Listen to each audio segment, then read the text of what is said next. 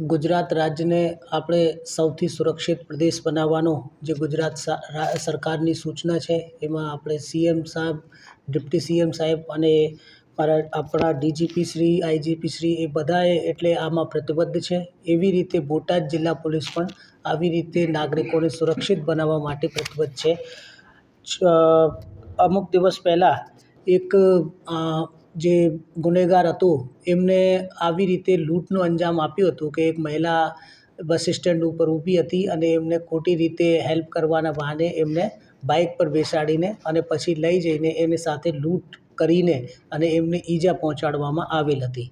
તો આપણે જિલ્લામાં એવું હવે પ્રતિબદ્ધ આપણી પોલીસ છે કે જ્યારે પણ આવા કોઈ ગંભીર ગુના બને તો ત્યારે તાત્કાલિક આરોપીને આપણે પકડવાનો હોય છે. તો એમાં આપણે એલસીબીના શાખાના અને બીજા પણ પોલીસ સ્ટેશનના માણસો તાત્કાલિક આમાં ટીમ બનાવીને લગાવ્યા અને એ માણસની બધી જે ટેકનિકલ હ્યુમન ઇન્ટેલિજન્સ આધારે આપણે શોધખોળ કરી અને શોધખોળ કરતાં એ માણસ આપણે મળી આવેલ છે.